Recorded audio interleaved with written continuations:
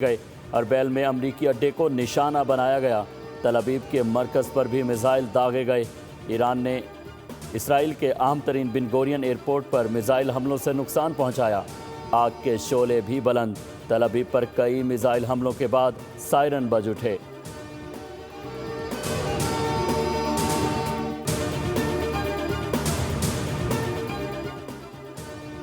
امریکی افواج کا اپنائے ہرمز کے قریب بارودی سرنگیں بچھانے والی 16 ایرانی کشتیاں تباہ کرنے کا دعویٰ۔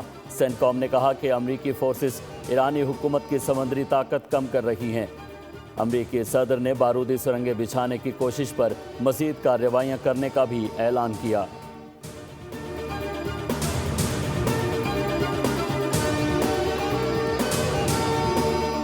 اور پاکستان اسٹاک ایکسچینج میں تیزی، کاروبار کے آغاز پر 2000 سے زائد پوائنٹس کا اضافہ۔ انڈیکس 1,58,000 کی سطح عبور کر گیا۔ بات چیت ممکن ہے، بات چیت شرائط پر منحصر ہوگی۔ امریکی صدر ڈونلڈ ٹرمپ کا پھر یو ٹرن۔ جنگ کی ذمہ داری سے بچنے کی کوشش، ساری ذمہ داری مذاکرات کار اسٹیو وٹکوف اپنے داماد جیریڈ کشنر اور وزیر جنگ پیٹ ہیگسٹ پر ڈال دی۔ کہا کہ ایران کے بارے میں صورتحال بہت تیزی سے پوائنٹ آف نو ریٹرن پر پہنچی۔ امریکی مذاکراتی ٹیم کی باتوں سے ایسا لگا کہ ایران امریکہ پر حملہ کرنے جا رہا ہے۔ امریکی صدر نے ایران کو دھمکی بھی دے ڈالی۔ بولے کہ ایران نے اگر اپنا ہرمز کو بند رکھا تو اس پر موت، آگ اور قہر برسے گا، 20 گنا زیادہ سختی سے نپٹا جائے گا۔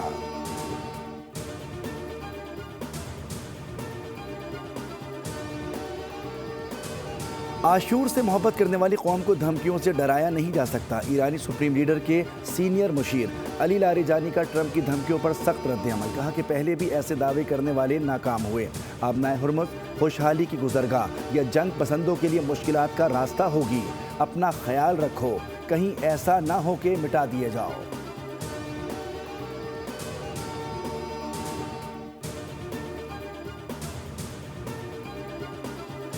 پاسداران انقلاب کے اسرائیل اور امریکی اہداف پر حملوں کی 35ویں لہر۔ پاسداران انقلاب کے مطابق تازہ حملوں میں فرا، حماد، خیبر اور قدر میزائل استعمال کیے گئے۔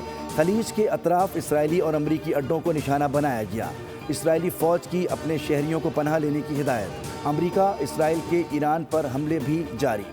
تہران، اصفہان، تبریز اور کارگ میں دھماکے۔ دفاتر کی کھڑکیاں اور دروازے لرز اٹھے۔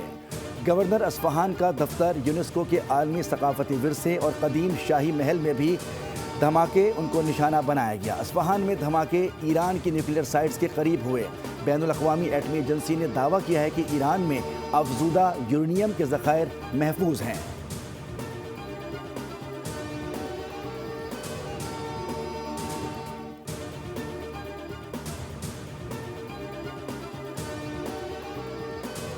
صدر ٹرمپ کا جلد جنگ ختم کرنے کا اشارہ۔ عالمی مارکیٹ میں تیل کی قیمتیں منہ کے بل گر پڑیں۔ خام تیل کی فی بیرل قیمتوں میں 17% تک کی کمی ریکارڈ۔ برنٹ کروڈ $83 فی بیرل پر واپس آ گیا۔ امریکی خام تیل کی WTI $78 فی بیرل ہو گیا۔ کیا پاکستان میں بھی تیل کی قیمت کم ہوگی؟ عوام کی نظریں وزیر اعظم پر۔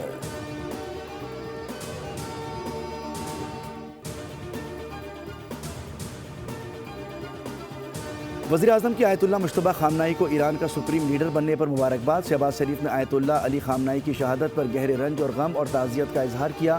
مجتبیٰ خامنہئی کو خط میں لکھا کہ نئے سپریم لیڈر ایران کو امن، استحکام اور خوشحالی کی جانب لے کر جائیں گے۔ ایران کی قیادت اور عوام کے دکھ میں پاکستان برابر کا شریک ہے۔ وزیر اعظم نے دونوں ممالک کے درمیان تعاون مزید مضبوط بنانے کے عزم کا بھی اعادہ کیا۔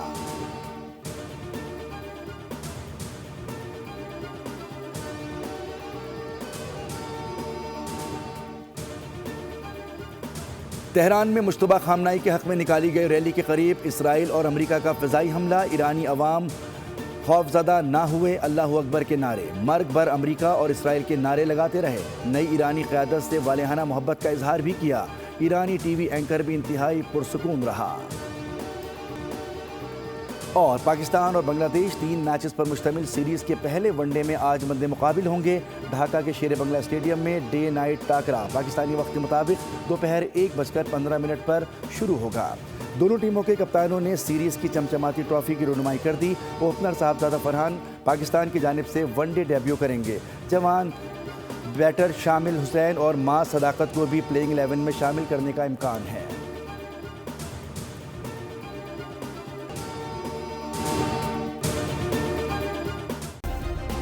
سبسکرائب کریں اور بیل دبائیں تاکہ کوئی خبر رہ نہ جائے۔